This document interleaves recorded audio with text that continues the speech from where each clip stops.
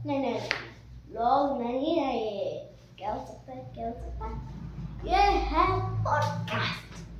तो आज आज वापस एक और पॉडकास्ट आ रहा है, पर आज तो नहीं है क्योंकि आज ही मैं शूट कर रहा हूँ उसको, तो ये कल या परसों आ जाएगा, ठीक है। तो अब देखो कौन आ सकता है पॉडकास्ट में। राहुल बंसल, कम कम कम कम।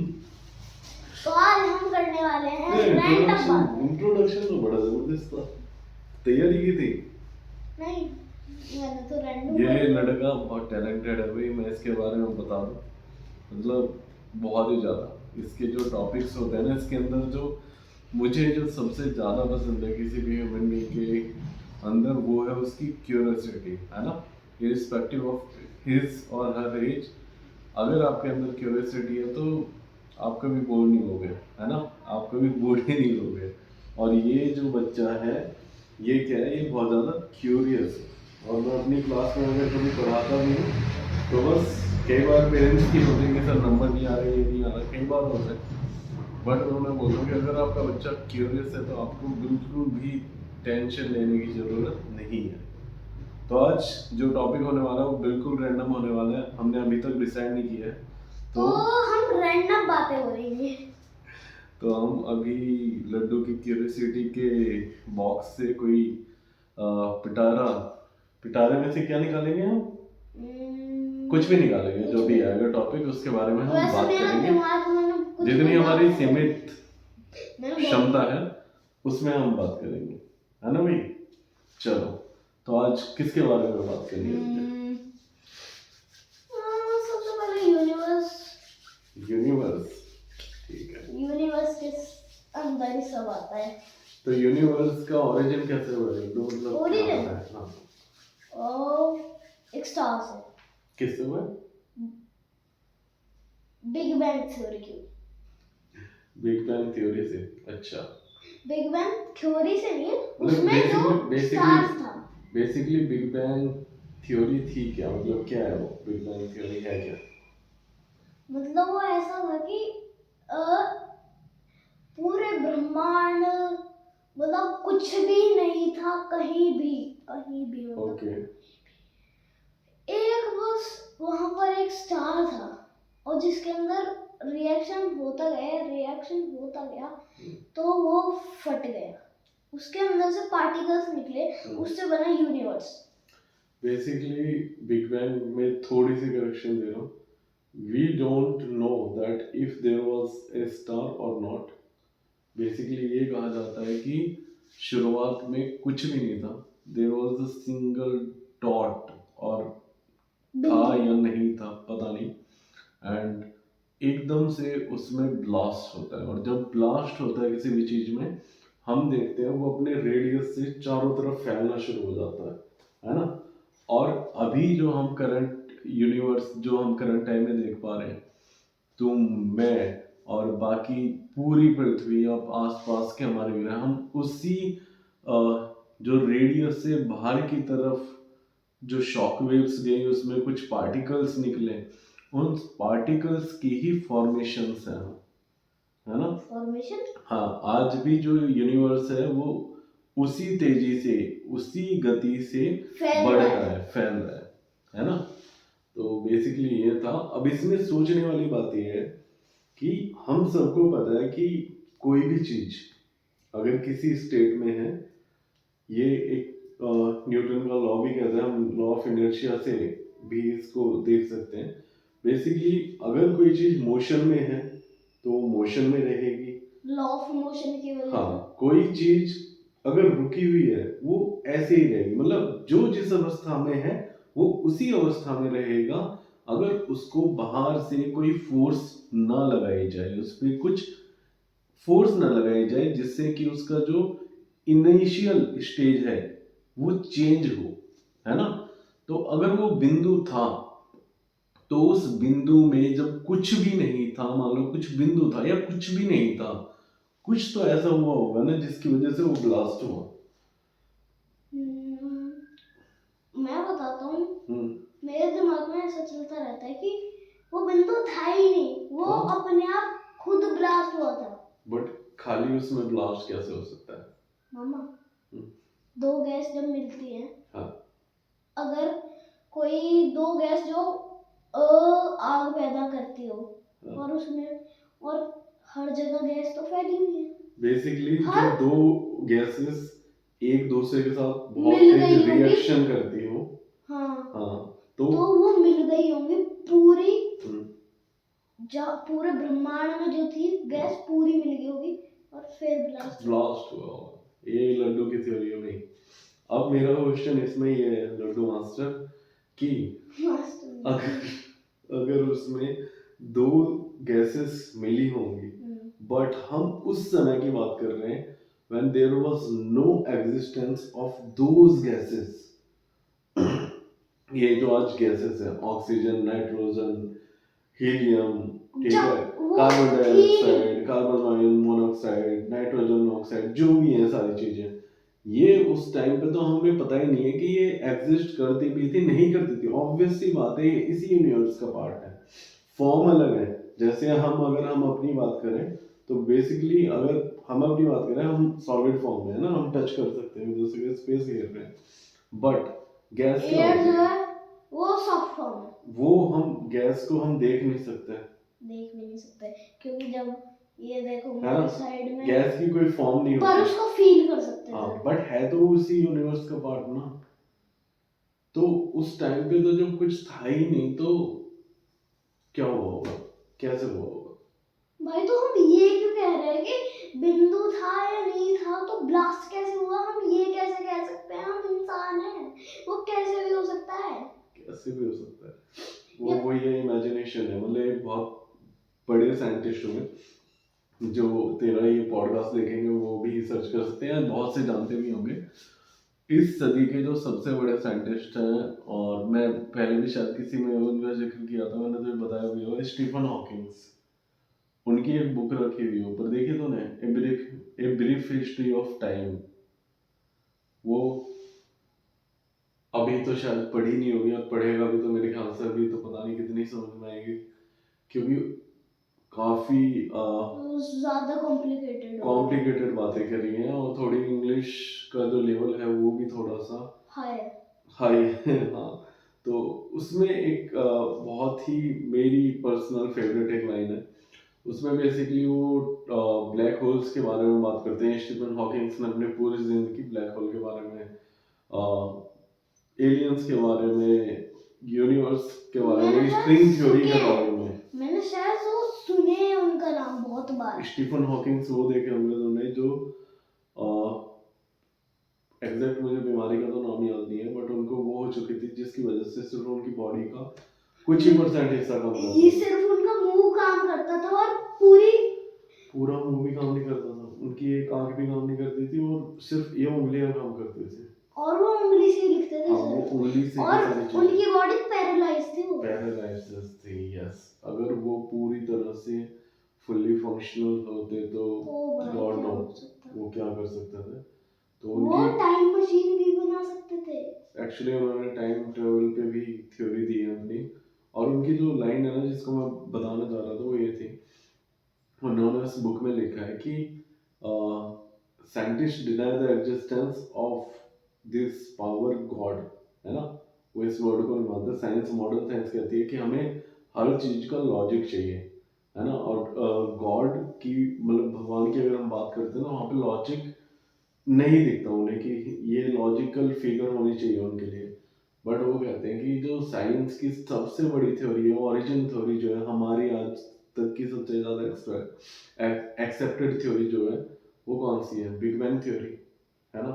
और बिग बैंग थ्योरी की अगर हम बात करें कि वो कहते हैं कि कुछ नहीं था, शुरुआत में कुछ नहीं था, there was nothing and then a blast occur out of that nothingness and this whole universe was formed out of it, है ना। बट वो कहते हैं कि जिस चीज ने उस ब्लास्ट को कराने में एज ए कैटलिस्ट की भूमिका निभाई थी, यानी अगर कोई चीज ऐसी पड़ी हुई थी, बाहर से कुछ फोर्स आई होगी ना, तो उस फोर्स को ही मैं गॉड का नाम देता हूँ, या उस फोर्स को हम गॉड कंसिडर कर सकते हैं। मेरे को तो लगता है वही है गॉड, कौन? कि जो फोर्स आई थी वो हम्म, वही है गॉड। हाँ, बट दुनिया के अलग अलग धर्मों में, अलग अलग रिलीजन्स में उसका अलग अलग तरह से जिक्र किया है।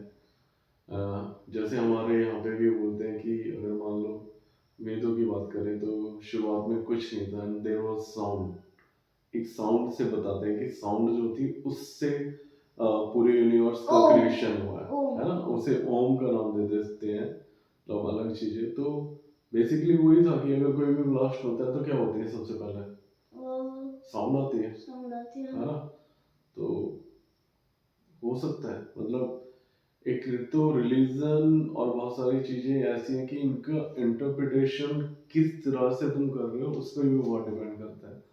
बहुत सारी चीजें हमारे सामने ऐसे पड़ी रहती हैं, बट उन्हें समझने में हमें एक अरसा गुजर जाता है, एक लंबा वक्त गुजर जाता है जब हम उनका रियल मीनिंग समझते हैं, है ना। किसी को हम इतनी गहराई से नहीं समझ सकते, अगर पूरी जिंदगी भी लगाओगे ना उतनी गहराई से नहीं समझ सकते उस चीज। आई थिंक हमें एक time period, definite time period और वो चाहिए होता है किसी चीज को समझने के लिए, है ना।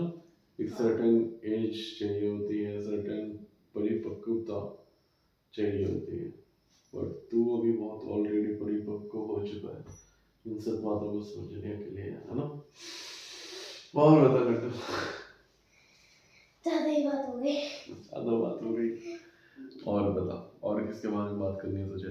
आज सारी बातें कर लेंगे हम। सारी बातें तो नहीं कर पाएंगे। कोई नहीं, जैसे हम हमेशा करते हैं, थोड़ी थोड़ी बातें वो कर लेंगे, बाकी कल पॉडकास्ट रिकॉर्ड कर लेंगे। और क्या पूछना है बता, और क्या इंटरेस्टिंग लगता है तुझे? लॉकी का सीजन देखा था तूने कल? हाँ, कौन सा? मैं पहुंच गया था सेकंड पर। सेकंड सीजन पे? तूने फर्स्ट सीजन सीजन पर नहीं, सीजन पर नहीं। एपिसोड पर? हाँ, एपिसोड पर। फर्स्ट सीजन में, मतलब फर्स्ट एपिसोड में क्या देखा तूने, क्या नोटिस किया?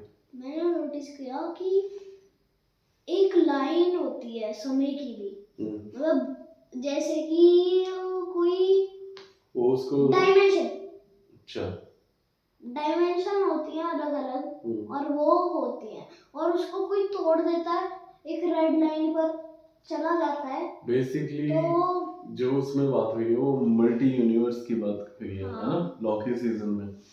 और मल्टी यूनिवर्स की जो थ्योरी है, इसके ऊपर भी अभी जो मैं जिनका नाम ले रहा था, स्टीफन हॉकिंस, उन्होंने लिखा है।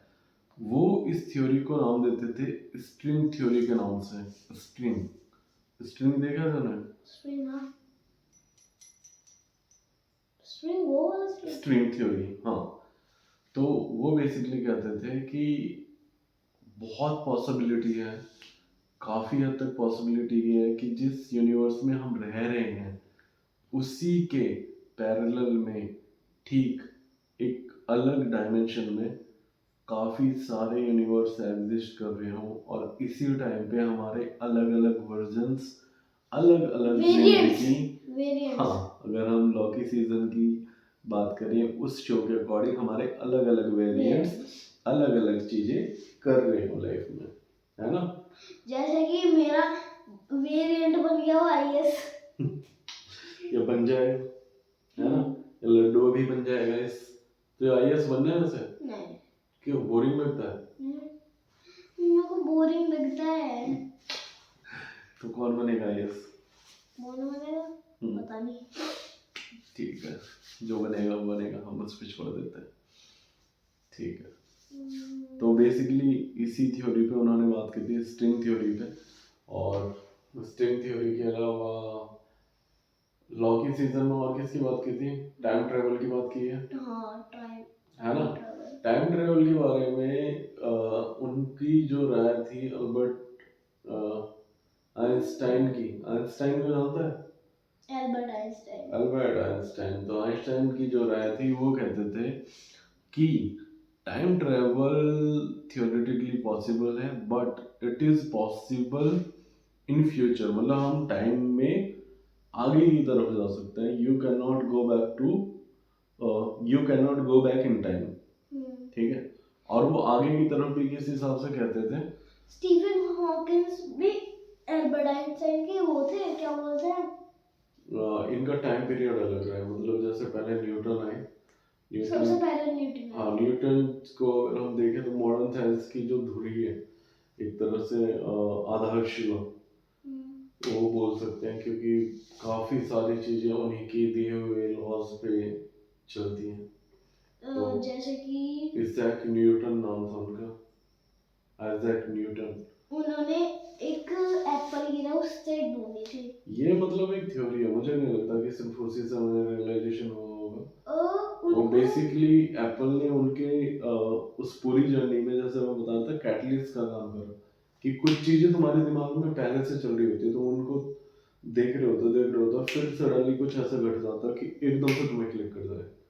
तो वो जो एप्पल गिरने वाली घटना थी ना, वो उनकी लाइफ में क्लिक का काम किया था उसने। ऐसा नहीं है कि उस एप्पल उसकी वजह से ही उनको समझ आया वो भी है ग्रेविटी। हाँ मतलब वो काम इस पे पहले से कर रहे होंगे, बट उन्हें जो एक होता है ना कि टच की जरूरत होती हाँ, है, वो जो टच था उन्हें, वो उस एप्पल ने दिया। एप्पल ने दिया। हाँ वो पेड़ अब भी है, वो पेड़ अब भी है। हाँ। कितना पुराना था वो? क्या कितना पुराना पेड़ था? पता नहीं, बट उस एप्पल के ट्री ने इस पूरे 100 इयर्स पहले यूनिवर्स में, इस टाइमलाइन में पूरे मॉडर्न साइंस की एक तरह से डायरेक्शन चेंज कर दिया, रचना है ना। हाँ, और मतलब साइंस एक ऐसा टॉपिक है जिस पे हम अगर बात करें तो ये है कि साइंस कभी भी खत्म नहीं होती। चीजों को ना, इन्वेंशन एक ऐसे टॉपिक है, मतलब साइंस की अगर हम बात करें कि ये बार बार क्या होता है, खुद को एक तरह से रिजुवनेट करता है ना। अब ऐसा नहीं है कि हमसे पहले की जो जनरेशन कह रहा हूँ, सिविलाइजेशन आई होगी, तो उस टाइम पे साइंस नहीं होगा, वो डेफिनेटली होगा। यार एक बात बता, अगर हम बात करें, जैसे हम शुरुआत में बात करते हैं, हम इसके बारे में बात करेंगे, हिस्ट्री के बारे में बात करेंगे, तो सिंधु सभ्यता, इंडस वैली सिविलाइजेशन के बारे में पढ़ा है तुम्हें? नहीं पता तुझे? सिंधु घाटी सभ्यता। मामा मैंने एक यूट्यूब पर कोई शॉर्ट या वीडियो देखी थी, उसमें था कि एक गांव था जो एलियन से शायद कनेक्ट रखता है, क्योंकि वो एक बौद्धिक गांव था और वो गायब हो गया था एक बार पूरा गांव, और वो वापस आ गया था। और वहाँ पर एक टनल भी है जो जाती है अंदर अंदर अंदर, फिर वो हिमालय के पास जाती है और नीचे जाती है हिमालय के, समझ? हिमालय मतलब कैलाश पर्वत के नीचे। हाँ, मतलब उसके नीचे भी कोई सिविलाइजेशन है ना। कैलाश पर्वत के नीचे? हाँ। वो डिस्कवर क्यों नहीं हुआ अब तक सिविलाइजेशन? स्वर्ग भी यहीं है शायद। स्वर्ग क्या होता, क्या है स्वर्ग, क्या है स्वर्ग? मैं इसलिए बोल रहा हूँ कि अच्छा, मतलब स्वर्ग होता क्या है, मतलब तेरे अकॉर्डिंग स्वर्ग कैसी क्या है? क्या है? कोई जगह है, कोई फीलिंग है, कोई स्टेट ऑफ माइंड है, क्या है? मेरे हिसाब से स्वर्ग सिर्फ अच्छे लोगों की जगह है, जहाँ पर अच्छे लोग रहते हैं, मजे से रहते हैं, खुशी से रहते हैं। और अच्छे लोग कौन होते हैं? अच्छे लोग जो अच्छे काम करते हैं, लोगों की मदद करते हैं, खुश रहते हैं। और बुरे लोग कौन होते हैं? जो गंदे काम करते हैं, जो लोगों को धमकाते हैं, जो लोगों को मारते हैं। बट एक बात बता, अगर हम वर्ड्स को ब्रेक डाउन करें तो अच्छे लोग, अगर वो बुरे लोग उस सोसाइटी का पार्ट नहीं होंगे, तो क्या अच्छे लोगों की अच्छाई को कोई अप्रिशिएट करेगा? नहीं। मतलब समझ, जो अच्छे लोग हैं, अच्छे लोगों को हम कह रहे हैं वो सबकी हेल्प करते हैं, मिलजुल कर रहते हैं, अच्छे से रहते हैं। तो अगर बुरे लोग नहीं बट होते, अगर बुरे लोग नहीं होते तो वो तो अच्छे लोगों का जो वो लाइफस्टाइल था, जैसे वो जी रहे थे, वो तो एक तरह से कॉमन ही हो गया ना। तो मतलब कॉमन इन द सेंस कि फिर वो अच्छा क्या रहा, कि मतलब जैसे मैं हूँ, है ना, मैं पढ़ाई करता हूँ, है ना, कि मैं पढ़ ही रहा हूँ, तो एक तो लाइफ स्टाइल हो गया। एक दूसरा बंदा आता है, वो बताता है अच्छा तुम खेल भी सकते हो, तुम मूवी भी देख सकते हो, तो तब मुझे दूसरी चीजों के बारे में पता चला ना कि अच्छा ये चीजें भी होती है ना, ये भी कर सकता हूँ मैं। तो अच्छा और बुरा बहुत ये सब्जेक्टिव सी चीजें हैं, ये चेंज होती रहती है। अच्छे लोग नहीं होते, अच्छी चीजें होती हैं, लोग अच्छे और बुरे दोनों हो सकते हैं। मतलब लोग अच्छे बुरे दोनों नहीं हो सकते, लोगों के कर्म जो होते हैं वो डिपेंड करते हैं, वो अच्छे और बुरे दोनों हो सकते हैं। हाँ ये तो हो सकता है ना। ठीक इसी तरह जो स्वर्ग है और नर्क, वो मुझे नहीं लगता कोई फिजिकल प्लेस होगा कि भाई उसमें हम एंटर करके मान ली ये जो रूम है हम इसमें बैठे हुए हैं ये स्वर्ग है, नहीं, कोई फिजिकल प्लेस नहीं होगा। मेरे ख्याल से स्वर्ग या नर्क स्टेट ऑफ बीइंग होते हैं, जो हमारी मेंटल स्टेट या जो हमारी उस टाइम पे स्टेट ऑफ माइंड है ना। कि मान ले तू अभी बैठा हुआ है, तू बहुत अच्छी बातें कर रहा है, बहुत अच्छा सोच रहा है, तेरे अंदर सबके लिए प्यार आ रहा है कि मैं इनके लिए मैं ये करना चाहता हूँ, मैं मतलब अंदर से देने का, गिव करने का, कुछ करने का अच्छा सा वो आ रहा है, तो वो एक तरह से तू कहाँ पे है, स्वर्ग में। कि तू तेरी जितनी भी चीजें हैं जो तू सोचना चाहता है, करना चाहता है अपने लिए, वो पूरी हो चुकी है, तो वो अपने बारे में फीलिंग ही नहीं आ रही अंदर से कि मैं अपने लिए कुछ करूँ, कि मेरा काफी है, मुझे ये करना है ना। खुश है तू बहुत ज्यादा। वही पे दूसरी साइड तो चिड़चिड़ा हो रखा है कि मुझे कुछ नहीं मिला, मुझे ये करना था, वो करना था, ऐसा था वैसा था, पूरा सब है। तो ये नर्क है। वो क्या वो नर्क है। नर्क में दुखी रहते हैं ना, और स्वर्ग में खुशी। बस वो स्टेट ऑफ माइंड नर्क और स्वर्ग है। ठीक, और पूरा दिमाग तो खाली निकलेगा आज। पूरा दिमाग खाली करेगा? नहीं करूँगा। नहीं करेगा, पर अभी भी बहुत दिमाग बच रहा है। बच रहा है, और बता।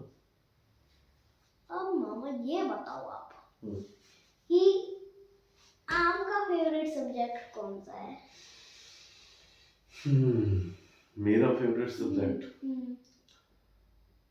मेरा फेवरेट सब्जेक्ट, यार मेरा फेवरेट सब्जेक्ट मतलब किसकी बारे में पढ़ना पसंद है मुझे हिस्ट्री पढ़ना पसंद है, साइंस, ज्योग्राफी, साइंस, ये रटी रटाई चीजें नहीं, कुछ डिस्कवर हो रहा हो उसमें, उसके बारे में पढ़ना पसंद है।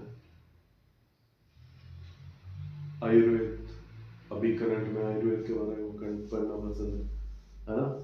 अर्थ के बारे में, अर्थ तो अभी डिस्कवर नहीं हुई पूरी। और सबसे ज्यादा मामा एक बात बताता हूँ आपको, एटमॉस्फेयर, उसमें साउथ पोल, नॉर्थ पोल, वहां पर बवंडर आता है एक, और वो पूरा बर्फीला होता है, वो होता है क्या एटमॉस्फेयर? उसके साइड में पूरी लेयर बनी हुई है। एटमॉस्फेयर बेसिकली बेटा उस चीज को कहते हैं जिसमें तुम्हारी बहुत सारी गैसेस, ठीक है, मिनरल्स, तुम्हारे सराउंडिंग्स, उस सब को मिला के एटमॉस्फेयर बोल देते हैं। ठीक है, बेसिकली जीवन जीने के लिए जो सारी चीजें जरूरत की वो आसपास हो, उसे एटमॉस्फेयर बोल देते हैं। मतलब अर्थ के कॉन्टेक्स्ट में बता रहा हूँ, ऐसे अगर किसी और प्लेनेट पे जहाँ पे हम सर्वाइव नहीं कर सकते, उसका अपना अलग एटमॉस्फेयर होगा। मतलब बेसिकली उस वहां पर अगर वहाँ पे कोई जहरीली गैसेस होंगी, अगर वहां पर कोई जानवर होगा और वो जहरीली गैसेस को सह नहीं सकता है, तो वो जिंदा रह सकता है आराम से। अच्छा एक बात और बता, एलियन के बारे में, जैसे हम एलियन टर्म जो हम यूज करते हैं कि एलियन है, एलियन होता क्या है? एलियन को पहले तो हम ये समझते हैं कि एलियन है क्या। जरूरी एलियन वहाँ पे भी जो स्पीसीज हो वो इंसान की जैसी हो? नहीं, एनिमल भी तो हो सकती हो। एलियन बेसिकली वो चीज होती है जो हमारे से अलग होती है।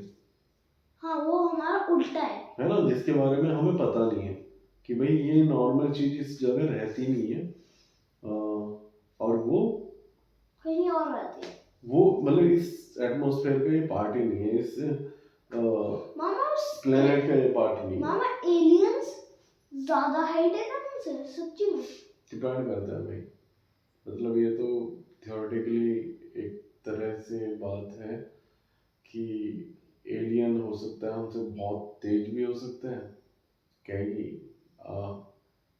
लाख साल आगे हो सकते हैं टेक्नोलॉजी में, सोचने की क्षमता में, और हमसे ज्यादा जी सकते हैं।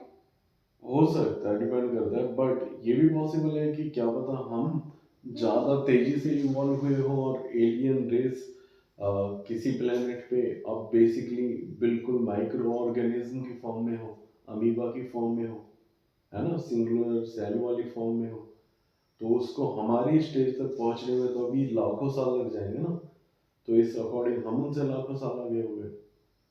मतलब थियोरेटिकली कुछ भी पॉसिबल है, इधर भी पॉसिबल है, इधर भी पॉसिबल है, हमसे बहुत हाईटेक भी हो सकते हैं, हमसे बिल्कुल निम्न स्तर के भी हो सकते हैं। हाईटेक और अगर हम हाईटेक की बस ये की है कि अगर हमसे बहुत ही ज़्यादा एडवांस होते हो, तो there was a good possibility that they would have discovered अस।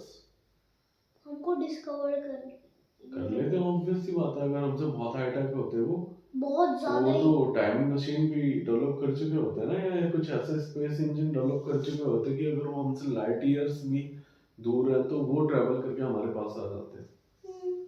पर अभी वो इतने नहीं है हाईटेक। पता नहीं, या तो वो हमें, हम उनका फूड है, वो हमें पाल रहे हैं, अभी खेती है हम उनकी, जैसे हम खेत लगाते हैं ना, फूड नहीं तो जैसे कि वो हमारा दोस्त बनना चाहते हो, वो भी हमारी तरह ही हो। हाँ, मतलब हम ये पॉजिटिविटी लेके चल सकते हैं, बट हमारे लिए थ्रेट भी बन सकते हैं, हमको मार भी सकते हैं। पॉसिबिलिटी है, तो वी शुड गार्ड आवरसेल्फ, है ना, हम सबको अपनी क्या करनी चाहिए, केयर। केयर करनी चाहिए। केयर कैसे करेंगे हम खुद की? Care by being curious always, by being always curious, ताकि हम क्यूरियोसिटी में नई नई चीजें जाने, नई चीजों को समझे, ज्ञान अर्जित करें, उसको अप्लाई करें लाइफ में, और अलग अलग और ज्ञान को सबको लर्निंग की बांटे। स्किल्स सीखें, ज्ञान को बांटें, बाय जैसे कि हम अभी बांट रहे हैं। हाँ, जैसे कि अभी हम बांट रहे हैं, किसके थ्रू, पॉडकास्ट के थ्रू, है ना, तो इस तरह से हम नई नई चीजों को सीखें, उनको अप्लाई करें, and then we will eventually be strong enough to survive any kind of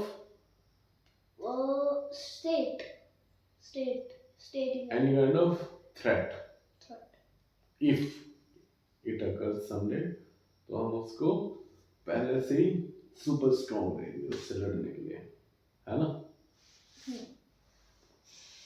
तो आज के लिए बहुत है पॉडकास्ट, और कुछ बात करनी है तुझे? Bye guys, after a very long day at my school, मैंने आज अपना प्रॉमिस पूरा किया है। अभी मैं के लिए एक लिस्ट बना रहा हूँ कि मुझे क्या क्या चीज़ें करनी है, तो उनमें से आज एक जो टॉप प्रायोरिटी लिस्ट थी वो थी to do a podcast with my curious nephew, है ना, अपने भांजे के साथ मुझे एक पॉडकास्ट करनी थी, और ये सच में टचवुड बहुत क्यूरियस है, बस ऐसे ही रहे, फालतू की चीज़ें, है ना, फालतू तो खैर कुछ नहीं होता सीखने में, बट इधर उधर फालतू की गेम्स वगैरह की जगह, जो मोबाइल गेम्स में घुसे रहते हैं बच्चे, उनकी जगह ये ऐसे ही नई नई चीजें सीखता रहे। मोबाइल गेम्स की जगह मैं आउटडोर गेम्स तो खेल सकता हूँ। Yes, you can always play outdoor games. ठीक है, तो खत्म करें? तो मैं इंडोर गेम्स वो वाले चेस वेस तो खेल सकता हूँ। यस, मैं अभी लेके आया हूँ इंडोर, वो चेस देखी थी, चेस हाँ गाड़ी में रखी है, ले लिया, तू ले जाइए उसको, यहाँ पे वैसे कोई नहीं खेलता। आप मेरे साथ खेलना शुरू करो। ठीक है, मेरे को पहले रूल्स बता तो मेरे को चेस मुझे भी सीखने पड़ेगा, मुझे बहुत दिन हो गए, मुझे भी नहीं आती, मतलब बेसिक रूल्स पता है बस। ठीक है, इसे तो खत्म कर रहे हैं अभी। So bye guys.